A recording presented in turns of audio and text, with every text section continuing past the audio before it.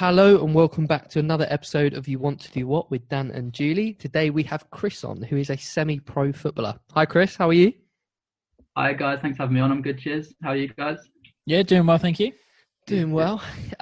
This is going to be interesting because myself and Jules have literally no idea about football. We're both rugby players, so it's going to be a bit interesting. No, it's always good to speak to people who don't follow football all the time as well, because you get a lot of questions that are quite different to the normal ones as well. So I know it's good. Football fans will be listening and shaking their heads, I'm sure. So what is it you actually do, Chris, as a semi-pro footballer? So semi-pro, it's obviously, we're not full-time like a professional outfit who would train every day. We at the moment we're training, well, a bit more than we were last season. So last season we trained Monday, Thursday and played games on a Saturday. We're now training Monday, Tuesday, Thursday, and when we have games, because it's pre-season at the moment, we play on a Saturday. So it's just in the evenings really. Just like it is more or less a full-time setup. It's just you wouldn't train as much as a full-time team, and just playing football in the evenings almost with your mates. So it's not a bad little part-time job really. Yeah, I bet. So what was your life going into football? Like how young did you start, and what was sort of your career path up to now? I pretty much, football has always been in the family. Loved it. Went to watch games since I was young, and my mum and dad never forced me into football. It was always something that I loved to do, and since I was 3-4, really kicking the ball about in the garden, and then pestered to go to a local community centre that did like five-a-side sort of little kids kicking the ball about really in a sports hall. And I did that for a few years, and then went to play when I was 7. Went to play for a Saturday team. Played there, and then Ipswich came and looked from a really young age. They come looking, and when I was 7, they were looking at picking up players for the first age group under 9s at Ipswich. And I was just playing with my mates. They picked me up, and after games said, "Do you want to come and train with us on whatever day it was of the week?" And then went from there really. When they wanted me to sign on a contract with them, even at under 9s, it's too serious if you ask me for a young age. And then from then on, just carried on playing, and here I am still playing really. It must be really hard for a young person to get into that kind of world that early, because I'd imagine it's super competitive, and all you want to do is play football, right? Yeah, exactly that. It's you get a lot of parents as well. That's one of the big things that want their kids to be. It's obviously quite a lucrative career if you go into the real Premier League and high level of it. So you get parents there that are pushing their kids and really getting competitive. The kids often, it goes over their heads a bit, I think. When it certainly went over not that my mum and dad pushed me, but it went over my head, all the competitiveness really. And you just playing with your mates, and you do get some lads that you go from a Saturday league football, you're playing with your mates, and you go to Ipswich, obviously you're getting put with players. So I went to Ipswich, and I was with a load of players that I'd never met before, playing in a team all of a sudden that weren't my mates. They turned out to be really good mates actually, but at the start they weren't, and it can be quite daunting for some people, I think. And yeah, the whole competitive side takes over, and a lot of lads don't, so they fall by the wayside and don't want to carry on. So the lads that I was with at under 9s, by the time I was in the under 18s team, there was only me and one other lad out of what started off to be 10 of us that were left there. And is that mainly because they just lost interest in the sport? Did they move somewhere else? Yeah, a bit of both really. So some lads do get told, sorry, we're not going to keep you on, which is quite hard at a young age. You get told at 9, 10, 11, sorry, we don't want you anymore. So some lads weren't kept on for that reason, and then went on and played somewhere else. Or some lads, just a couple of them, said, I don't want to do this anymore. It's not for me. And they've gone on. I know one lad who actually went and played cricket, a lot more cricket, and played county level cricket. And I'm not sure, I think he's still playing cricket at a good level now. But you get people like that at that age are playing a few different sports, and another one prefer that, to be honest. So yeah, it's not for everyone for sure. I guess at that young age, you do get a clear difference in natural ability, But is it to the extent that you could really say, oh, we want this one, we don't want this one? Because surely you develop so much in those young years.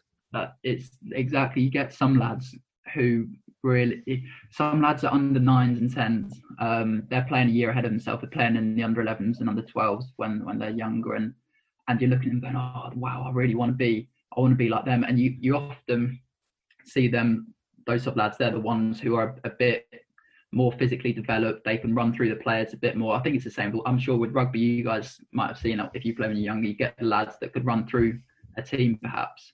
And then you get, when you're older, you get a lot more of the technical players. They come through, they develop, and they can turn out to be really good players. So at a young age, it is very difficult, and quite often, if I was to be really quite harsh, the players who are playing a year up when you're younger often don't make it as a professional footballer, or go as far in a game as some lads. So a lot of lads are missed at a young age and overlooked, and it's only later on when you get to 16, 17, 18, and then even later than that sometimes, that they really come through and start to show their potential. I think that's certainly the case for rugby as well. I remember playing at, under 7s, and there would be some absolute monster, already 5'10", 8 years old, running at you, and you're like, oh, fantastic. How do we deal with this situation? Yeah, but then often, like you say, you all develop physically and then catch them up, and the difference isn't so great, and that must be 10 times greater at the level you were playing. Yeah, it's you do get a lot of lads, like I said, that are physically really good, and I'm a defender as well, so you get the defenders who are, like I say, 6 foot at 14, some of them ridiculous, and running through, or strikers are running through, and they're just bullying them out of the way, and they play well ahead of themselves, and perhaps sometimes they miss out on the when you're side, because you've obviously had to develop more of a technical skill to be able to keep up with them, which they didn't develop because they could get by on natural physicalness. Exactly that. Yeah, they get by on their physical attributes and don't quite develop the technical side of the game as much. Like you see the Spanish players and all the technical abilities. Yeah, they're not always the biggest. So exactly that. Yeah, and then it comes later on, and people physically develop, and they're thinking, oh, I can't do that they can do because they've developed that skill earlier, and it's tough for them. So obviously this isn't a full-time career for you at the moment. So what is it you're doing, or are you in education? At the moment, I'm in education. So I was at Ipswich when I was meant to be would have done my A-levels.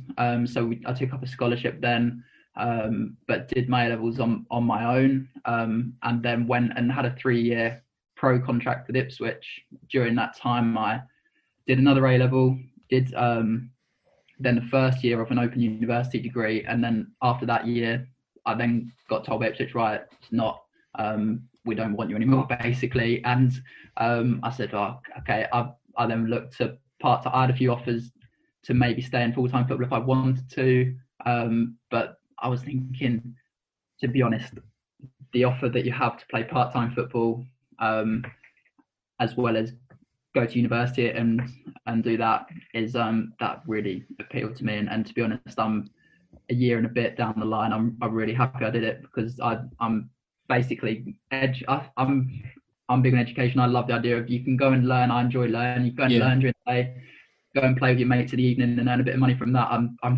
pretty happy with the way it's turned out, to be honest. So you currently still doing the Open University?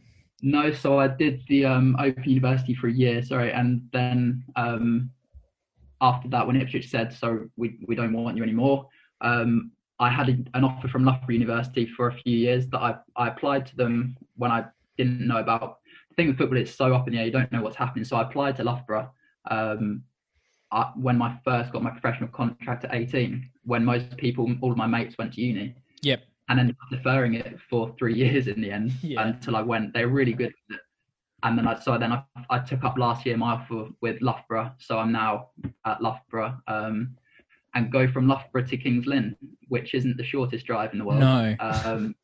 But we have a little car school, and I go from Loughborough to Kings Lyn to combine football and studying really, which is. And were you able to get a scholarship with Loughborough, obviously being quite gifted at football? No, it was, well, that's the thing. So they've got a team at Loughborough, which I would have got a scholarship with them if I'd have played for their team. But are you not allowed? Because I'm not playing for the team. I'm just a regular student really. Fair enough. So I just kind of do my own thing. They're really good, and they said that if I want to train with them, because the facilities there are great. I don't know if you've ever seen Loughborough. Yeah, I know a lot about Loughborough sports. They're obviously quite good at most sports. They throw their hand at. Yeah. So yeah, I'm not got a scholarship there, but okay. It's what are great. you studying at Loughborough? Mechanical engineering. Okay. So we did at Ipswich when I was doing my scholarship there. When I was doing between 16 and 18, I would have been doing A levels. I did them outside. We also did a sports science BTEC, which I could have gone in and gone down sports science route, perhaps at Loughborough or somewhere else. But I just wanted to kind of get completely away from the sports side of it and just do something completely different. I think it helps when I've got football and I've got education, and to be honest, they couldn't be further apart. To be honest, yeah, definitely. So it's quite nice to have a break from one and the other. It sounds like you've made a really sensible decision. With you're still playing semi-pro football, you're still loving it, but you're also getting an education. Is that quite common among people in your position? It's not as common as I would have thought it would have been, because for me, like I said, I think it's, if you want to do it, if you have some sort of passion for education and football, I thought more people would do it. The thing is, more people would do it, I think, but it's difficult with. I'm fortunate enough, so I go to university in Loughborough and I've got Kings Lyn, and it's really difficult sometimes, the journeys, but it sort of does work out, because I'm based in Ipswich at home, so I can, when I'm at home, I can get to Kings Lyn. When I'm at Loughborough, I can get to Kings Lyn. Admittedly, not the shortest journey, but a lot of people aren't able to do that because you move to university, and some people, if for instance, if I went up north, you would go to Newcastle for uni, you can't. The football season doesn't allow you to really play for a team whilst you're at uni and at home, and obviously the season and the uni terms don't overlap. They're not really very easy to allow that to happen. So not many people do it. People do lower down at some, so you might play for a local side, but that's a lot easier to kind of, if you went for a few months and then said, sorry, I'm going back home, I can't play this game, it's all right. Whereas the level that we're at with Kings Lyn, it's not professional, but it's a bit more serious, that you can't really say, sorry, Gaffer, I can't make this week, I've got to go home from uni and whatnot. So yeah, not many people do it, sadly. There must be a huge drop off of kids that play football, get to semi-pro, play for teams, and then at 18 get told, sorry, we don't want you anymore. Then there must be hundreds of them that just have, okay, what the hell am I going to do now? That is exactly it. You see so many people that you're good mates with, and in our scholarship we had a team, so under 17s and 18s are mixed together, and we had a team of about 20 all in all of your mates, and after that, like I say, you have a huge drop off. Loads get released and they fall by the wayside, and some of them who could have done a bit more with their education don't, and they go into something that they might not enjoy as much. They might have to go into some work that their dad might line them up with a job, or go into some labour. I've spoken to a lot of lads who are just saying, I'm just trying to pass the time, get a bit of money, I don't really enjoy it, I don't want to do this, but they have to because they haven't got anything else, and that's the cruel world of football, that you just get dropped at the drop of a hat. You just get released, and then you don't know what to do. So and you've obviously an exit trial as well, where you have loads of players, just hundreds of players go for a day and try and get a club, which sounds very daunting as well. So you obviously played at literally the highest level you more or less can for your age whilst growing up. Have you always, between like you and your parents, decided I will have a backup no matter what? Yeah, pretty much, and that's something that I try to recommend. If I try to speak to someone about football, it's not the fact that you don't believe. I've always thought I've you got to believe in yourself a bit to play at a decent level. But at the same time, I had a few injuries as well. Injuries are massive. Yeah. You don't want to come, and it's always been, mum and dad have probably kept me, they always say, a bit too grounded maybe, and Arthur's been going on about doing your education. It wasn't them who forced me into education. Well, not forced, but I actually enjoy it, and I wanted to do it when I was doing my scholarship at Ipswich. What's sort of your plan for when you finish university? It's, to be honest, job-wise, I'm not sure exactly. I'm doing engineering because I enjoy the math side of things, practical nature of it, and making things. Job-wise, I'm not sure, but I've always said I want to be able to play football, whatever level that is. Do you think you'll try and pursue that? Maybe take a year and just say, right, I'm going to go for professional football as much as I can and see where that takes me? Yeah, that's what I have thought, that sort of scenario. But at the same time, playing at a decent non-league level is still quite well respected. And there are quite a few cases, if you get 30, 40 games playing well in non-league, you will get some professional clubs come and look at you. So for me, I think the safer option is just to get a job and play non-league football. And when just try and do as much as possible. Okay. Yeah. When you're enjoying it, you play better, I think, and it's just the safety of knowing if I have a bad game on a Saturday, it's not the end of the world. Because when you get into professional football and it's just that is your job, you feel like the world's ended when you're under a microscope, then, aren't you? Yeah, you really are. It's and I'm not saying it's the pressure. It's not the thing that would put me off, but it's just nice to have that relief of knowing that if you have a bad game, you're not going to be. Yeah, it's still more of a hobby than a career, isn't it? Yeah, it really is, which is nice. That's the beauty of non-league. I think you have two sides to your life a lot more than if you're full-time football. So, how does it actually work with playing semi-pro football? You mentioned you do a couple of days training and you play one game. Is there commitments via like nutrition and working out? Do you have to do all stuff like that? It varies from club to club, obviously, but our club's very good with giving the players, having their own responsibilities. So they don't expect you to be absolute peak fitness, but at the same time they want you to be doing your own stuff. So last season we had a lot of games around Christmas time, and we had a lot of injuries as well.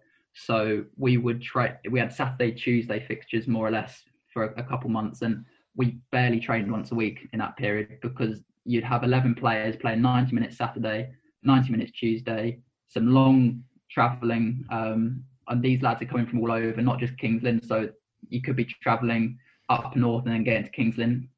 But we had one in Chester, Tuesday night game, and some of the lads live in Norwich. They're getting back at 2, 3 in the morning, have to get up for work. Jesus.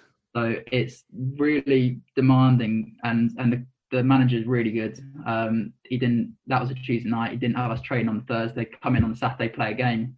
And just making sure that you're ready. He relies on you and gives you the responsibility to say, right, you've got Wednesday, Thursday, Friday, get yourself right to play on a Saturday. And if you don't, then it will show on a Saturday, and it'll be your fault. So there's not that much extra stuff. It is just really down to you, and if you want to go and do it, it will show in the game on Saturday, basically, is what the manager thinks, and he's really good with us. Okay, that's good. And what sort of personality traits do you see in yourself and some of the other semi-pros around you? I think one of the big things, like I just said, you're getting back at 2 or 3 in the morning. You've got to get up for work. It's a bit of mental toughness, I think. It really is. You go to some absolute holes, really do, places you never heard of, and you turn up in a change room and you've got a change room that you can't even fit 11 players in, let alone the staff and the we've experienced that before. Exactly. That's at all levels of sport, I think. It is, and you're doing that, and it's a cold Tuesday night, and you don't really want to play all the time. In all honesty, you get the games when I've sat in lectures. I've had a Tuesday night game, sat in lectures, all morning, and my brain's a bit fried, and you don't want to do it. So that mental toughness just to get you going. And as well, a lot of the lads that are playing in non-league, some of them have come up through the lower leagues of non-league. Some of them are just on the way down from the professional game, and it's you probably had some setbacks, and it's that mental toughness and that confidence to still believe in yourself. They're two of the big things. A bit of confidence in yourself and a mental toughness goes a long way, I think, especially in non-league football. What kind of aspects set the people apart from semi-pro to pro? Is that personality, or is it skill-based? What is it? Definitely skill-based. I mean, you're going to get more skilled players, obviously, in the football league, but at the same time, that it's a lot of the better players are often. It's such a mental game as well. Like all sport, it's a mental game, and the lads that are playing full-time football might be that they might just dedicate their life that bit more to football. Some of the lads in non-league are really skilled, and you get some great players still. You really do. Lads that have come down from the full-time game drop down a bit, but they just don't want to give up their whole life to football. They want to have a bit more, or they want to. It might be 2-3 years. They might be 32, 33, and they want 2 or 3 years to play a bit of football, get a bit of money, set themselves up for after when they're going to retire completely from football. And it's just that sort of the mindset of I don't want to really dedicate my whole life to football, and that's kind of one of the big differences. I think there are still a lot of skilled players that could make it in the full-time game, but they don't want to quite dedicate all of their life to it.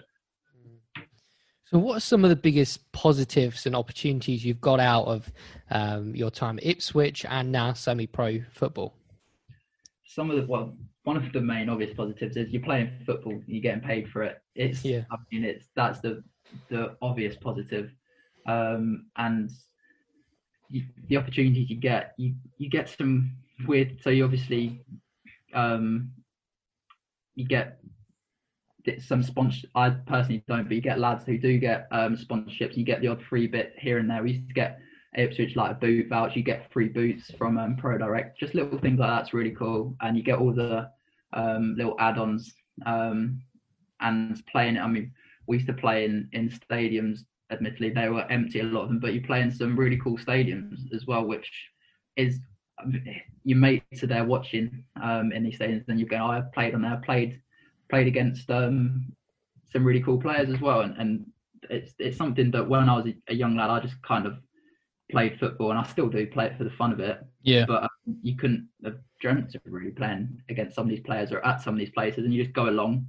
And before a few years down the line, you're playing in these stadiums and against some really good players. So they're the positives, really. It's nothing drastic that you wouldn't think of. That the positives that you think they are the ones, really. Yeah. No, yeah, that's good that you take it's not just the financial side of things, just enjoying the experience. What would be some of the less favourable things that you've thought about the industry? One of the things that I find is such an opinion-based game. Okay. It's just I think if you do athletics, you do swimming, you do something like that, you have a number. You have there's a statistic to go next to it, isn't there? Yeah. Exactly. Yeah. And I ran the race in 12, 13 seconds, whatever it was. You can't complain. You can't argue with that. You have football is so opinionated, and you have one manager who might like you, one who doesn't. It's very political. That side of things, I really don't. That's what I don't enjoy. And I'm quite often one of the lads who just likes to get his head down, plays football, go off and get back to it another time. So the whole politics that's involved with it, and that's at all levels, full-time football and non-league level. It's the same. It's the same game, and the same politics are involved, and that's not what I'm a biggest fan of, really. I think that always interests me when we talk to our mates who are big football fans.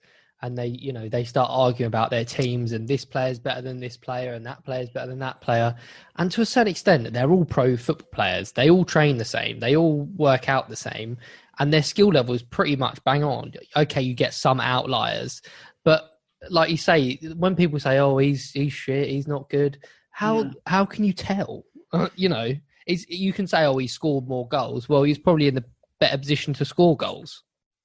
Yeah, it's exactly that.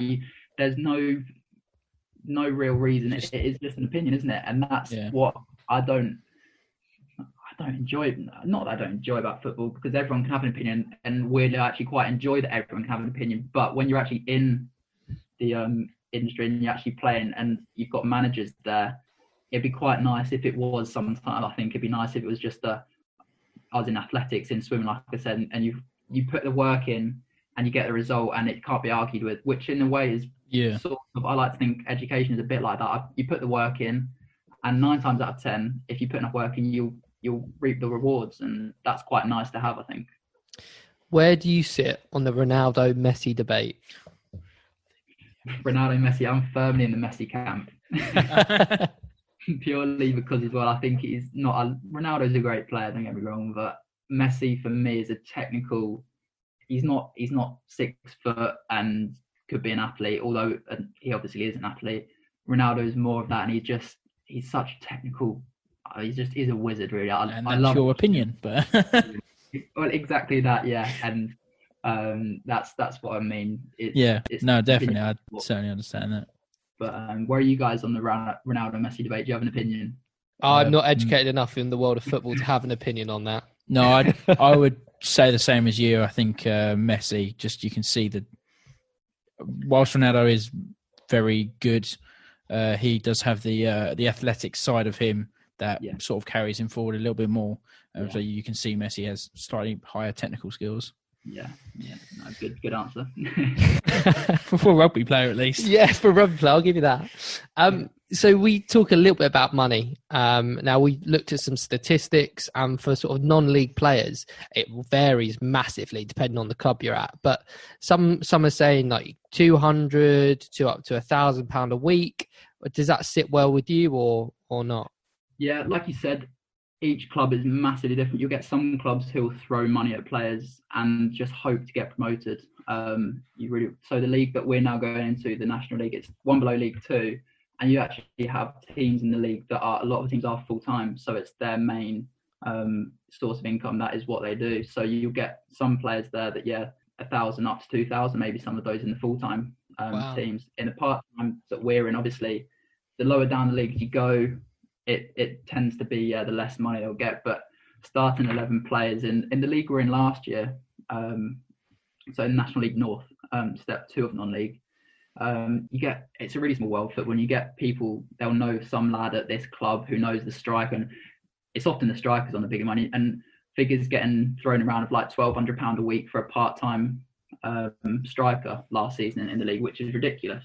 That's mad money for part-time. It's crazy when you have a job on top of that, which is why a lot of lads like to come out of a full-time game a bit earlier, get a job that pays. And if you get money, I mean, that's right at the top end of the scale for that club, but you get money in that league that might be $500-600 a week if you're a decent striker, and it's in another great source of income. So that's, as I said, it depends as well. If you're a starting 11 player, if you're more on the bench, on the fringes, then you might get a few £100 a week, which is still better than most people for their hobby, isn't it? Yeah, playing foot with your mates, so it's not bad. Exactly. What would be something that someone getting into, well, a youngster looking to go into semi-professional football, something that you have to deal with that you probably had no idea you have to deal with? You probably have an idea about the fans, but one thing I would say is that at non-league football, you don't have as many fans there, obviously, as the thousands that turn up in a professional game. So bizarrely, you can actually hear them a lot more. So you'll get the lad behind the goal who thinks he could have been a player, and I think you just have to be prepared for the abuse. Is it quite prevalent at your level? You can really, because the grounds tend to be really not many. There aren't many seats. They're standing, and they are literally. If you're on the touchline, you are. It's about a metre or 2 meters away from the. Yeah. Exactly. Yeah. So you can hear every word they're saying to you, and more often than not, even if you had a good game. I mean, I had one the other day. It was on the Saturday, and I thought I had an all right game. We won the game, thought I'd lovely, but then it was halfway through the second half, and you go to let a ball run out, and it doesn't quite, and they're effing and jeffing at you, telling you that you're awful, and it's kind of like I'd be prepared to deal with the fans. Yeah, definitely. I know that's all part of the game, but I still find that bizarre. Yeah. I don't get it. You turn up, you play football, and some geezer on the sidelines reckons he's fucking Lionel Messi. I don't get it. Some bloke's dad over. Yeah.